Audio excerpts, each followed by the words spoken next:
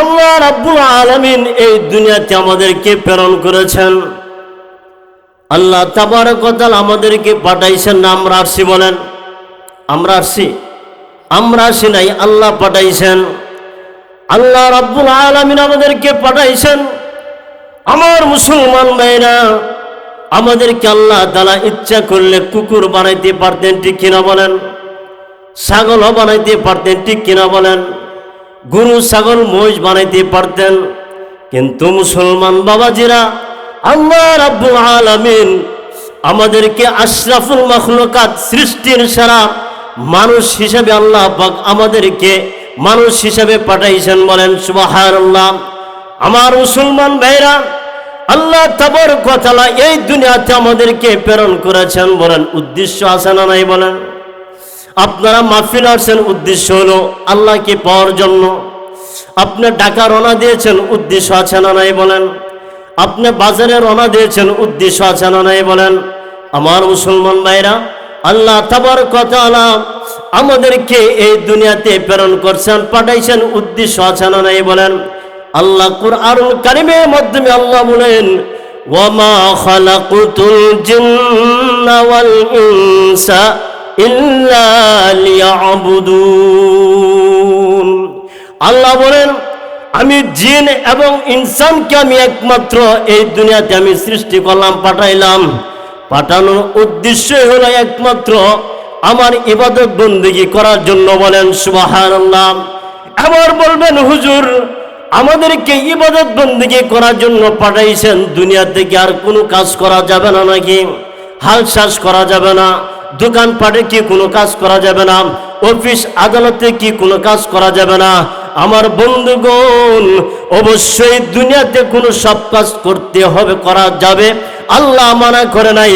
কিন্তু আল্লাহ রাব্বুল আলামিনের উদ্দেশ্য হলো, বান্দা আমি একমাত্র পাঠাইলাম আমার ইবাদত করার জন্য, আমি রবেকে চেনার জন্য। বলেন সুবহানাল্লাহ।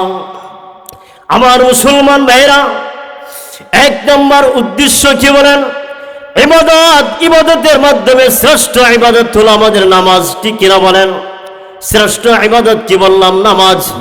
এই মুসলমান ভাইরা, অনেক মানুষ আছে, আমরা 60 বছর জিন্দেগি পার হচ্ছে, 70 বছর জিন্দেগি পার হচ্ছে, এখনো নামাজ কি জিনিস আমরা বুঝি না, নামাজ কি জিনিস আমরা জানি না, ঠিক কিনা বলেন?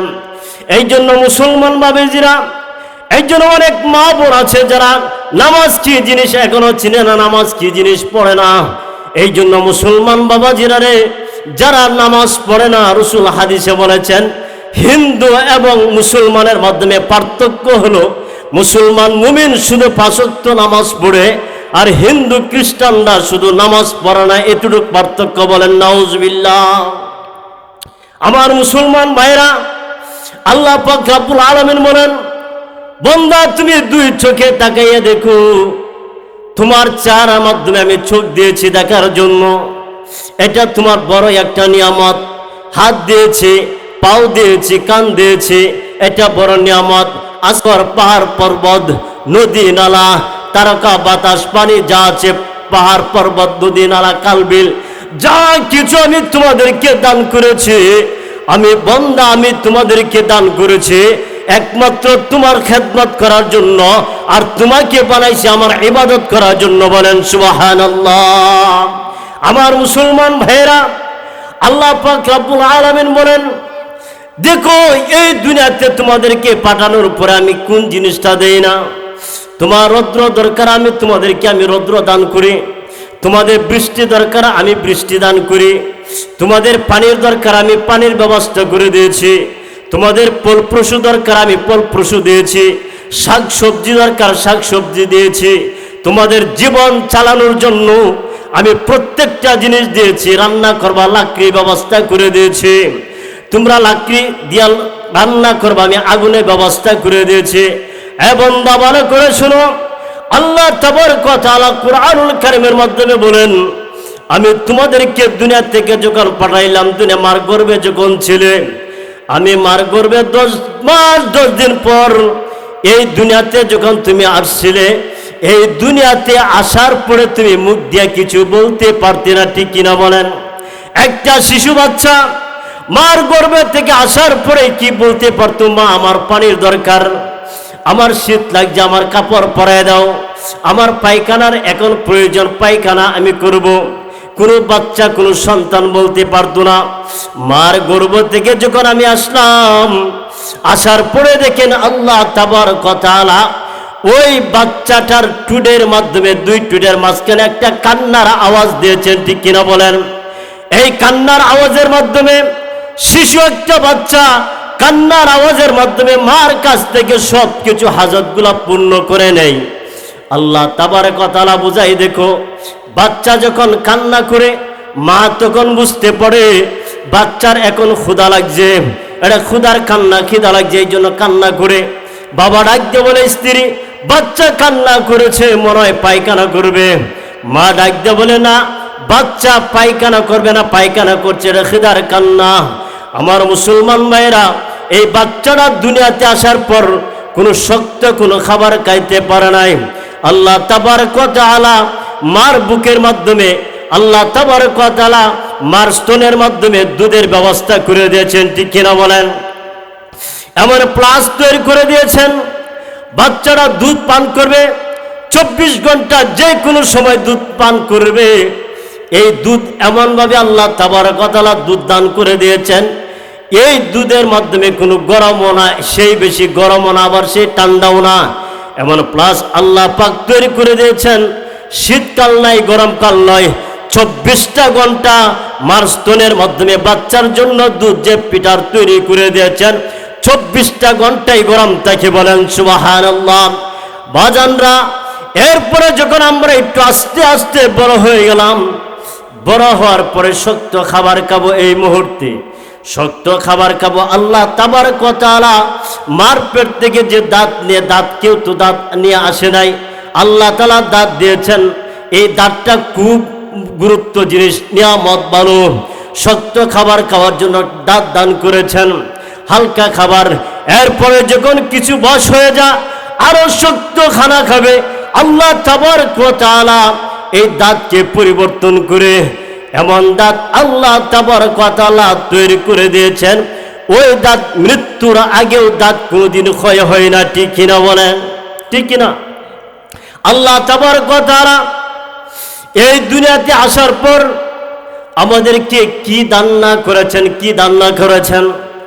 মালিককে চেনার জন্য আল্লাহ পাক পাঠাইছেন। আমাদের মালিককে আমরা চিনি না, কিন্তু প্রত্যেকটা পশু পাখিদের মালিককে তারা চিনে, ঠিক কিনা বলেন? একটা গাভী সকালবেলা আপনি ছেড়ে দিবেন, কিন্তু গাভীটা সারাদিন খেয়ে মাঠ ঘুরে, কিন্তু দেখবেন সন্ধ্যার সময় তার মালিকের কাছে হাজির, ঠিক কিনা বলেন? আপনি কতগুলো হাঁস ছেড়ে দিবেন, কাল বিলে খাবে সারাদিন। হাঁসগুলা সারাদিন খাবার পরে সন্ধ্যাবেলা তার মালিকের কাছে চিনে মালিকের বাড়িতে আসে। রাত্রেবেলা মালিকের ঘরের মাধ্যমে ডিম পাড়ে যায়, বলে আমার মালিক আমাকে খাওয়ায়, আমাকে যত্ন করে, আমি খাল বিলের মাধ্যমে আমি ডিম পাড়তে পারি না, এই জন্য মালিকের ঘরে ডিম পাড়ে যাই, বলেন ঠিক কিনা বলেন? আমার মুসলমান ভাবাজিরা ভাইরা, একটা গাভীর বাচ্চাকে যখন আমরা বেঁধে রাখি দুধ পান করার জন্য, দুধ দহন করার জন্য, ওই বাচ্চাটাকে যখন বেঁধে রাখি, গাভীটার সাথে কথা বলে, মার সাথে কথা বলে, মার সাথে কথা বলে, আম্মা আমার গলা শুকনায় গেছে। কোনো সন্তান তো তার মাকে এরকম ভাবে রশি দিয়া বেঁধে রাখতে পারে না। আমাকে কেন তোমার মালিকে রশি দিয়ে বেঁধে রাখছে, আমাকে কি তোমার দুধ পান করার জন্য দিবে না? আমার বাবাজিরা দিলটা নরম করে দিবেন। গাভীটা ডাকতে বলে, সন্তান শুনো, ধৈর্য ধারণ করো। গাভীর মালিক কে বলে, আমার শুনো, আমার মালিক আমাকে 3 বেলা খাওয়ান দেয়, সারাদিন খাওয়াই, গোসল করায়। আমার মালিককে আমি আগে দুধ দান করব, আমার মালিক আগে দুধ পান করবে। আমার মালিক এই দুধ পান করে তার মালিকের শুকর আদায় করবে, ইবাদত করবে, বলেন সুবহানাল্লাহ। আবার বাছুর ডাক দিয়ে বলে, মা বুঝে নিলাম তোমার মালিককে তুমি আগে দুধ পান করাইবে, কিন্তু তোমার মালিক যদি তোমার দুধ পান করার পর তার মালিকের যদি শুকর আদায় না করে ইবাদত না করে তাহলে কি হবে? গাভীরা ডাক দেয়া বলে, ও সন্তান শুনে রাখো, আমার দুধ পান করার পরে যদি আমার মালিক যদি তার মালিককে যদি না চিনে ভুলে যায়, ইবাদত বন্দেগী না করে, তাহলে কিয়ামতের ময়দানে আমার মালিকের বিরুদ্ধে তার মালিকের সামনে আল্লাহর কাঠগড়ায় আমি তার বিরুদ্ধে অভিযোগ পেশ করব। বলেন নাউজুবিল্লাহ।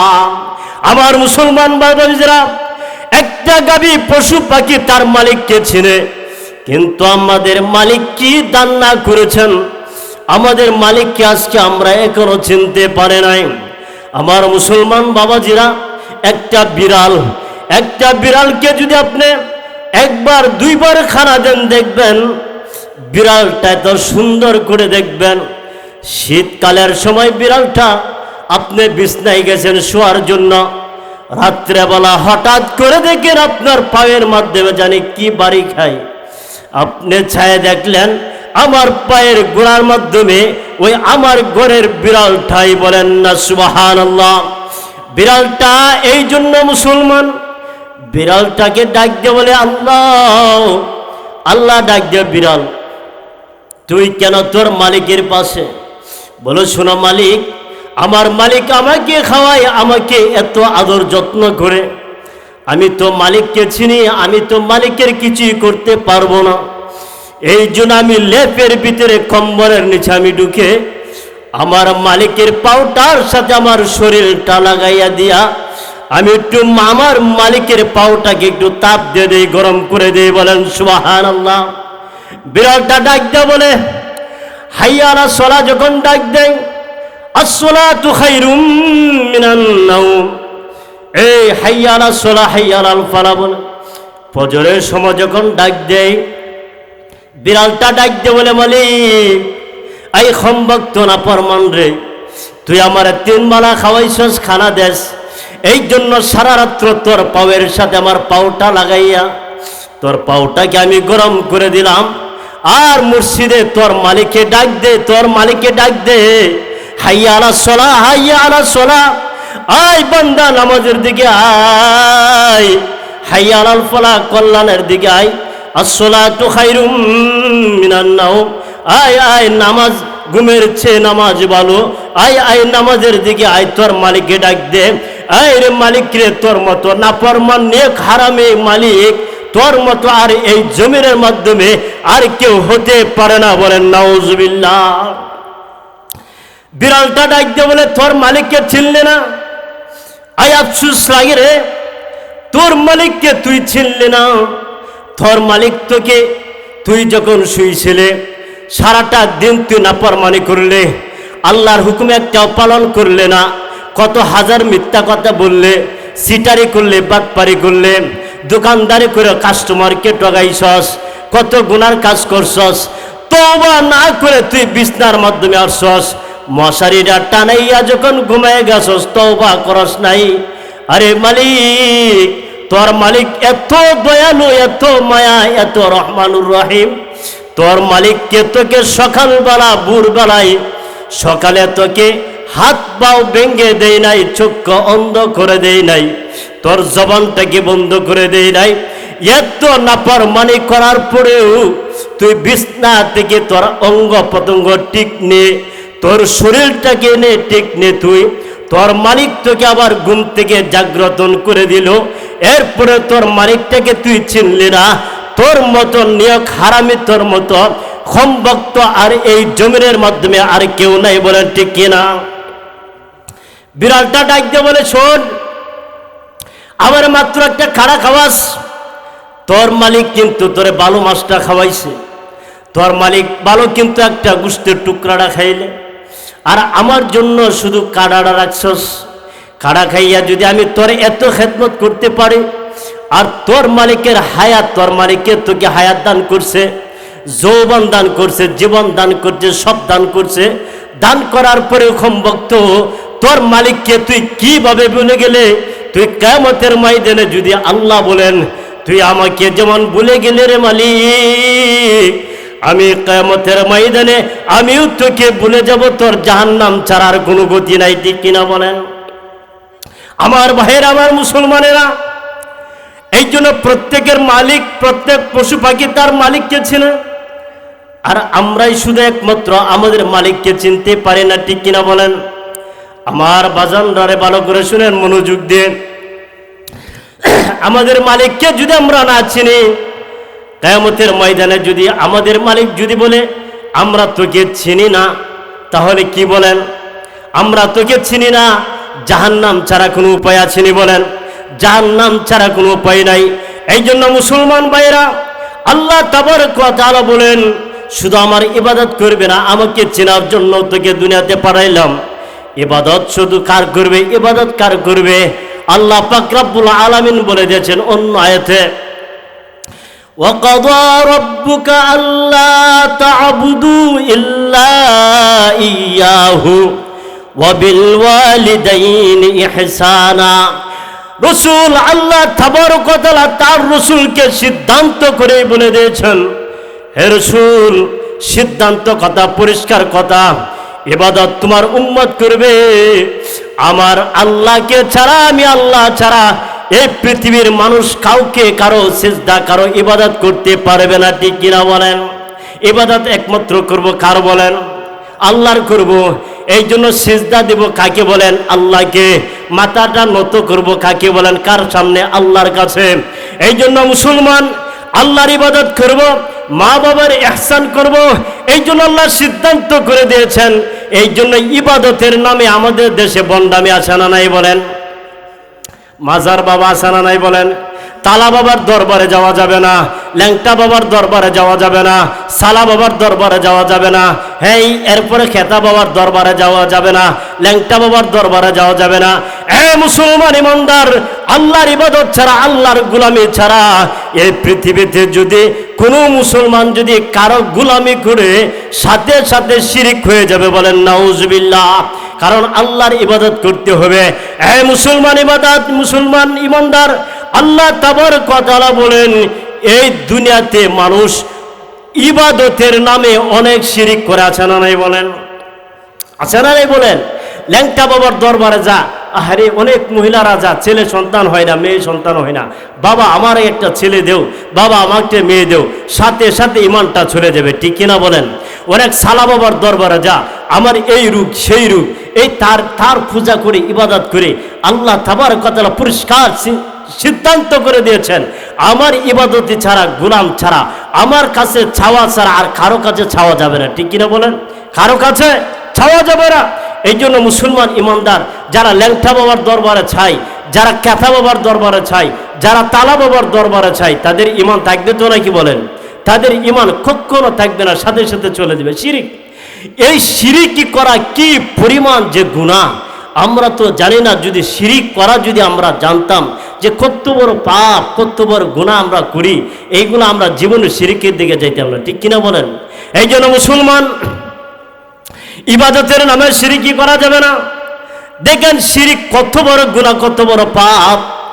আল্লামা বড় পীর আব্দুল কাদের জিলানী রহমতুল্লাহ আলাইহির নাম আমরা শুনছি কিনা বলেন?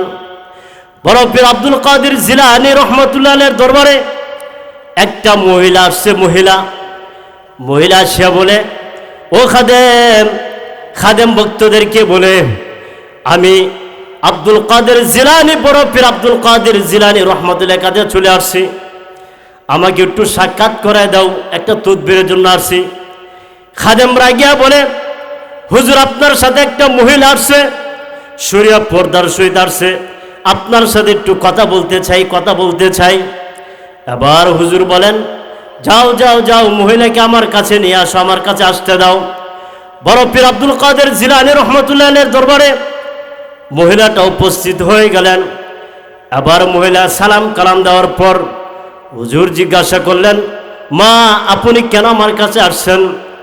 মহিলাটা ডাক দিয়ে বলে, হুজুর আমি একটা তদবিরের জন্য আসছি। কি বলেন? তদবিরের জন্য আসছি।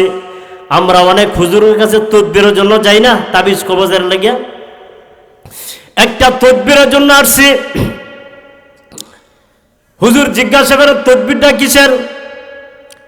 মহিলাটা জিজ্ঞাসা করেন, হুজুর আল্লাহ তাবারক ওয়া তাআলা যদি পর্দা করা যদি ফরজ না করতেন, কথাটা বুঝেন, মহিলাটা বলতেছে আল্লাহ যদি পর্দা করা যদি ফরজ না করতেন তাহলে কিন্তু আমার চেহারার একটু আপনাকে দেখাইলাম, আমাকে আল্লাহ পাক কি পরিমাণ রূপ চর্চা সুন্দর দান করেছে, আল্লাহ পাক কি পরিমাণ আমাকে যৌবন দান করেছেন, কি পরিমাণ সৌন্দর্য চেহারা দান করেছেন, কি পরিমাণ আল্লাহ পাক আমার চেহারার মাধ্যমে এত সৌন্দর্যতা আল্লাহ পাক দান করেছেন।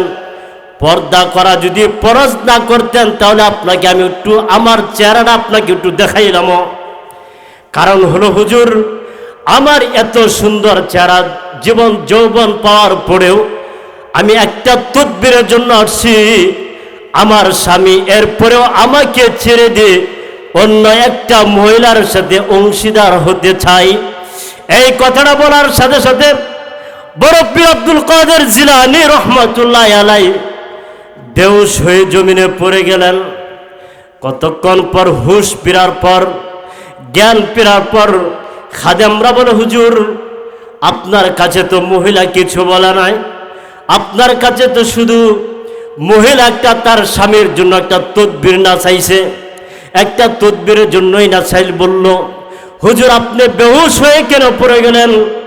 বড় পীর আব্দুল কাদের জিলানী রহমাতুল্লাহ আলাইহি বলেন, বাবারা তোমরা বুঝবে না, কারণ হলো এই যে একটা মহিলা, এই মহিলা তার স্বামী অন্য একটা মহিলার সাথে অংশীদার হতে চাই, এই মহিলাটা তার স্বামী আর একটা মহিলার সাথে অংশীদার হতে চাই, এই মহিলাটা মেনে নিতে পারে না। এই জন্য আমার আজকে আব্দুল কাদের জিলানী বলছি, আজকে আমার বুঝে আসছে এই তাম দুনিয়ার মালিক যিনি সৃষ্টি করেছেন আমার আল্লাহ, আমাকে এত নিয়ামত দেওয়ার পরেও কালবিল নদী নালা অঙ্গ পতঙ্গ জীবন যৌবন এত কিছু দান করার পরেও আমার মালিকের সাথে বান্দা কিভাবে শিরিক করে আর আল্লাহ কিভাবে সহ্য করে নেই।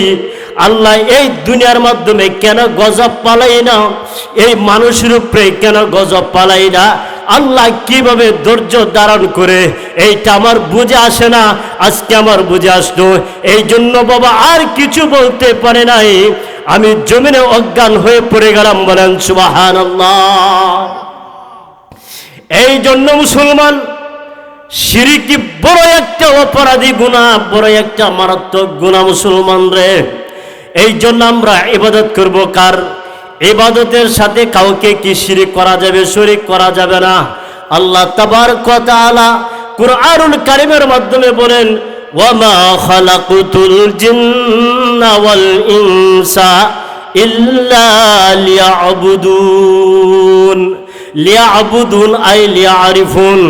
আল্লাহর ইবাদত বন্দেগী করবা, ইবাদত বন্দেগী করবা, নামাজ পড়বা, তাহলে নামাজ পড়ার আগে আমাদের কিছু করণীয় আছে না নাই? বলেন আছে না নেই? বলেন নামাজ পড়ার আগে শতকরা 90% মুসলমান ওলামায়ে কেরাম ছাড়া কিন্তু আমরা এই মাসালাগুলাই জানি না। নামাজ পড়ার আগে কিছু আমাদের শর্ত আছে না নাই? আমল আছে না নাই? বলেন এই নামাজ যে আমরা চিনি না, বলেন নামাজ তো আমরা কি জিনিস আমরা নামাজ তো জানি না, মসজিদ চিনি না। আমার মুসলমান ভাইরা যারা নাকি মসজিদের মাধ্যমে যারা সকাল সন্ধ্যা যা নামাজ পড়ার জন্য যা ইবাদত করার জন্য যা মসজিদ, আল্লাহ রাসূল করিম সাল্লাল্লাহু আলাইহি ওয়াসাল্লাম হাদিসের মাধ্যমে বলেন, ইযা রাআইতুমুর রাজুল ইয়াতাদুল মসজিদা ফাশহাদু লাহু বিল ঈমান। আল্লাহর নবী বলেন যারা মসজিদে নাকি বেশি বেশি আসা যাওয়া করে, আল্লাহর নবী বলেন এদেরকে ইমানদার হিসেবে সাক্ষী দেবেন। বলেন সুবহানাল্লাহ। তাহলে মুসলমান ভাইরা একটা রিক্সাওয়ালার সাথে সম্পর্ক, সে রিক্সা ভাই আমরা বলি রিক্সাওয়ালা বলে ডাক দেই, দুধ বিক্রেতাকে বলে দুধওয়ালা, মাছওয়ালাকে বলে মাছওয়ালা, রিক্সাওয়ালাকে বলে রিক্সাওয়ালা। রাসূল বলেছেন যারা মসজিদে গিয়া 5 ওয়াক্ত নামাজ পড়ে মসজিদে বেশি বেশি আসা যাওয়া করে, রাসূল বলেছেন তারা হলো ঈমানওয়ালা। বলেন সুবহানাল্লাহ। হাদিসে মুসলিম শরীফের হাদিস, আল্লাহ রাসূল বলেন, ইযা রাআইতুমুর রাজুলা ইয়াতাল মাসজিদা ফাশহাদু লাহু বিল ঈমান। যারা মসজিদে বেশি বেশি আসা যাওয়া করে আল্লাহর গোলামি করার জন্য, ওরাই হলো মসজিদের জন্য আসে, ওরাই হলো ঈমানদার। বলেন সুবহানাল্লাহ। আরেক হাদিসের মাধ্যমে আল্লাহর নবী মুহাম্মদুর রাসূলুল্লাহ বলেন, হযরতে আবু হুরায়রা রাদিয়াল্লাহু তাআলা থেকে হাদিস, আল্লাহর নবী বলেন, মান গাদা ইলাল মসজিদি ওয়া রাহা আদাল্লাহু লাহু নুজুলাহু মিনাল জান্নাতি কুল্লামা গাদা আও রাহা। আবার আসেন মুসলমান, আল্লাহ তাবারক ওয়া তাআলা নবী মুহাম্মদুর রাসূলুল্লাহ সাল্লাল্লাহু আলাইহি ওয়াসাল্লাম আরেক হাদিসে বলেন, দেখো এই দুনিয়াতে মাধ্যমে যত মসজিদ আছে, হযরত ওমর রাদিয়াল্লাহু তাআলা থেকে আরেকটা হাদিস বর্ণনা করেন, وقال النبي عليه الصلاة والسلام المساجد بيوت الله في الأرض تضيء لأهل السماء كما تضيء نجوم السماء لأهل الأرض। আল্লাহর নবী বিশ্ব নবী বলেন, শোনো, এই পৃথিবীতে যত মসজিদ আছে, এই মসজিদগুলো হলো আল্লাহ তাবারক ওয়া তাআলার ঘর। বলেন সুবহানাল্লাহ। কার ঘর? এই মসজিদগুলা কার ঘর? বলেন আল্লাহ তাআলার ঘর।